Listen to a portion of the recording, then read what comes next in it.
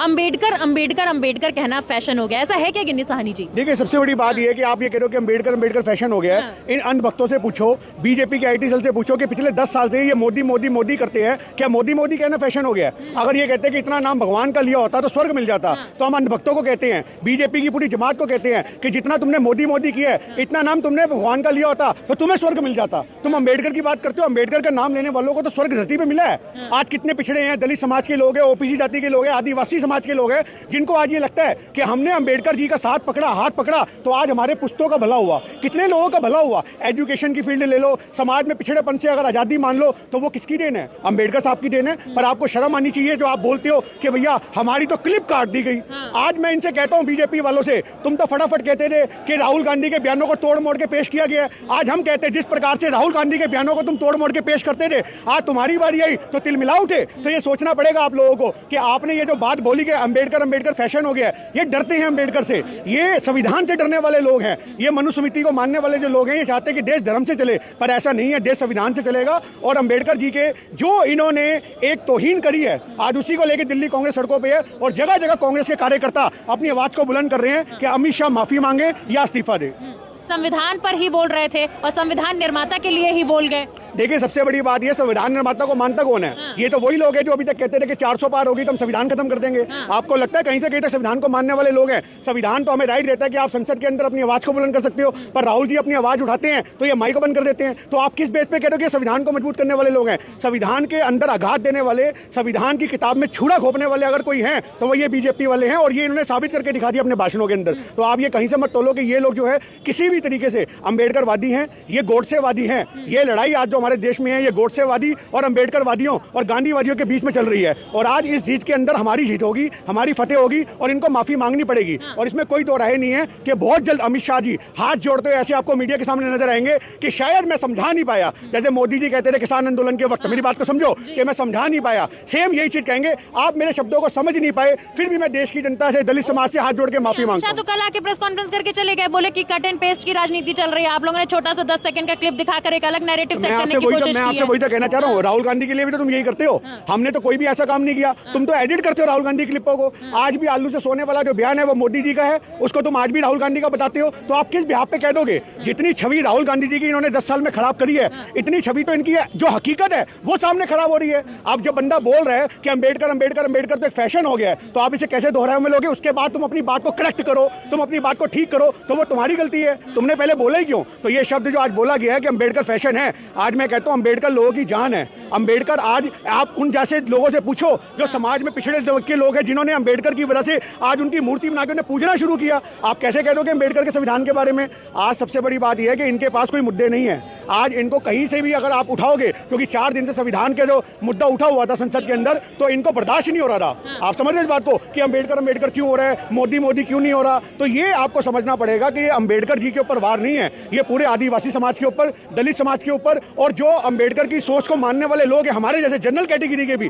उनके ऊपर भी एक बहुत बड़ी चोट है। और हम ये कहते हैं कि आज अब उन जाके आदिवासी लोगों से जाके पूछो, क्या अंबेडकर की तौहीन में आप इनको वोट दोगे? अरे हम सबसे बड़ी बात बोलते हैं, ये गली गली जा रहे हैं, बीजेपी वाले झुग्गियों में जा रहे हैं, वहां पे सो रहे हैं, ड्रामे कर रहे हैं। अरे ये ड्रामा नहीं तो क्या है? एक तरफ तुम्हारे मुखिया संविधान से अंबेडकर जी का तौहीन करते हैं, और दूसरी तरफ तुम झुग्गियों में सो करके उनके घरों में खाना खा करके ये दिखाते हो कि हम अंबेडकरवादी है। तो ये सोचना पड़ेगा, ये लोग दो मुँहे सांप है, दो मुँहे सांप, ये कहां को डंक मारेंगे हमें भी नहीं पता लगेगा। जय भीम के नारे लगते हैं रैलियों में।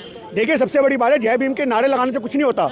आज जय भीम दिल में होना चाहिए। आज अंबेडकर जी हमारे दिल में हैं। आज आप राम जी ने हनुमान जी के साथ जो प्यार बनाया था, तो हनुमान जी ने छाती फाड़ करके राम जी और सीता मैया को दिखाया था। आज दलित समाज के जितने लोग हैं, आप इनकी छाती फाड़ दो, आपको अंबेडकर जी नजर आएंगे। तो ये आपको सोचना पड़ेगा कि इन्होंने किसके ऊपर वार किया है, और जो ये वार किया है इसका प्रभाव आज पूरे देश में आपको देखने को मिल रहा है। और सबसे बड़ी बात तो ये है कि आज हमारे 2 कार्यकर्ता, आपको पता होगा यूपी के अंदर एक दूसरी जगह में, लखनऊ और असम में 2 कार्यकर्ता शहीद हो गए। आज अंबेडकर जी के लिए जो बलिदान उन दोनों ने दिया है, उनको हम सैल्यूट करते हैं, और हम ये कहते हैं कि आज उनका बलिदान बेकार नहीं जाएगा। यही वो अमित शाह होगा जो माफी भी मांगेगा, और यही अमित शाह जी उन दोनों को श्रद्धांजलि भी देंगे। हम ये चाहते हैं, क्या वो मरने वाले मुसलमान थे? आप बताओ, ये हिंदूवादी अपने आप में बनते फिरते हैं, पर जो दो समाज के लोग मरे आज उनके लिए क्या बोलेंगे? दो शब्द भी निकले इनके मुंह से। आज समझना पड़ेगा कि इनके संविधान विरोधी विचारधाराओं ने आज संविधान के रक्षकों की जान ली है। आज इसके ऊपर हत्या का मुकदमा भी चलना चाहिए, क्योंकि जो पुलिस प्रशासन ने वहां पे माहौल बनाया, आप ये देखो कैसे जूतों तले रोंद रहे हैं लोगों को। तो ऐसे होता है क्या? एक अपने लोकतंत्र में हम आवाज बुलंद करेंगे तो हमें जूतों तले रोंदा जाएगा, हमें मारा जाएगा? ये सबसे बड़ा मुद्दा है कि आज संविधान का उपहास करने वाले और आज संविधान के रक्षक, अगर संविधान के रक्षक सड़कों पर हैं तो उनको भी संविधान के तहत आजादी है कि अपनी आवाज उठाएं, पर हमें हमारी आवाज नहीं उठाई दिया जा रहा। इससे पता लगता है कि ये हमें दबाने में कोई कसर नहीं छोड़ रहे।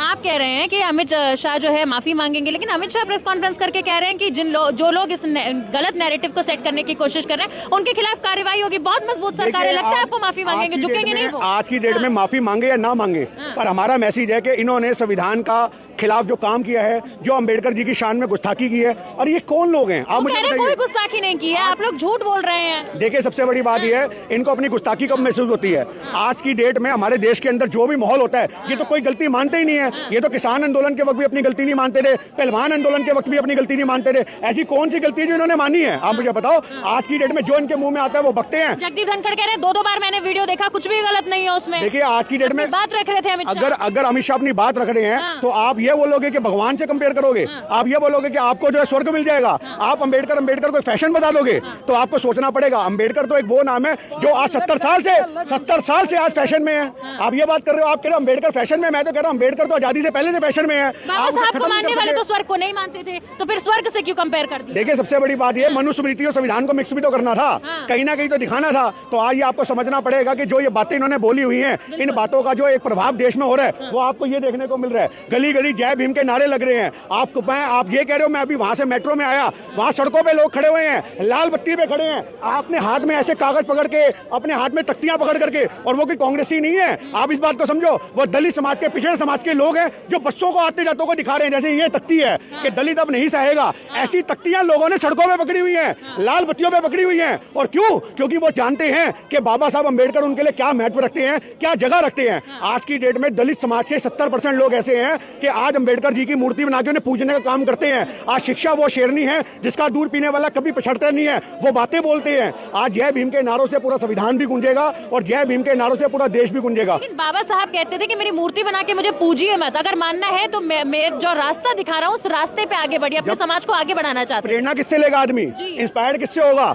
आप ये बात बताइए। आज की डेट में आज जो प्रेरणा स्रोत है हमारे, उनके आगे नतमस्तक होगी तो प्रेरणा नहीं जाएगी। तो बाबा साहब की, और कोई भी इंसान ये नहीं चाहेगा कि उसकी मूर्ति बना करके पूजा जाए, पर एक बंदे की इच्छा होती है, एक बंदे की भावना होती है कि मैं कुछ ऐसा करूं कि जिसकी वजह से लोग उसको सम्मान दें। आज ये लोगों की मंशा अम्बेडकर जी के लिए वो प्यार है उनका, तो ये आप इसको कहीं से कहीं तक गलत नहीं तोल सकते। पर आज मैं एक ही बात कहना चाहूंगा कि इनको माफी मांगनी चाहिए और सार्वजनिक तरीके से मांगनी चाहिए, और ये नहीं बोलना चाहिए कि भैया मेरी 10 सेकंड की क्लिप काट दी, मेरी 15 सेकंड क्लिप काट दी। आज तक राहुल गांधी जी का इतना मजाक बना, क्या राहुल गांधी जी ने बोला?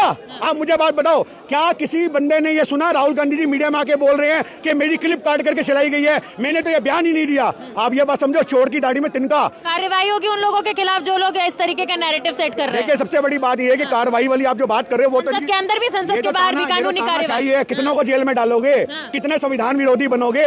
कितनों को भरोगे? अरे जेल भरो, आंदोलन शुरू कर देंगे। हम वो कांग्रेस के कार्यकर्ता हैं, हम उस भारत के निवासी हैं, जब जान भी दे सकते हैं तो जेलें कम पड़ जाएंगी। जेल की दीवारों के अंदर हम खुद कूद के जाएंगे।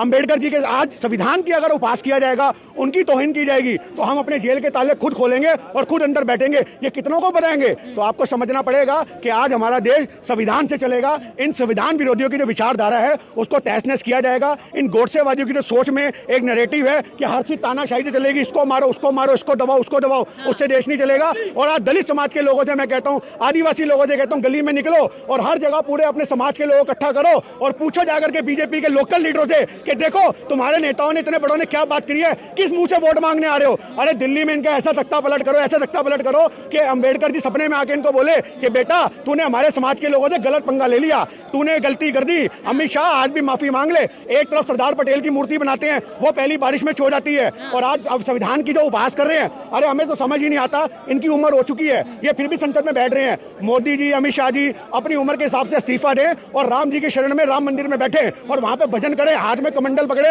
हाथ में गमछे पकड़े और जय राम सीताराम, जय राम सीताराम। इनको वो जरूरत है। बीजेपी तो मंडल कमंडल दोनों की बात करती है। ये मंडल और कमंडल तो इनके झोले में ही है। आपको नजर आएगा, आप बैलेट पेपर से चुनाव होने पे ये आप सही में जो कमंडल इनके झोलों के अंदर है वो लेके इनको जाना पड़ेगा। ये ऐसा माहौल होगा। चलिए, यहाँ पे नारे लगातार जो है अमित शाह माफी मांगो के लग रहे हैं और यहाँ पर हजारों की तादाद में लोग मौजूद हैं और लगातार कह रहे हैं कि अब अपमान नहीं सहा जाए।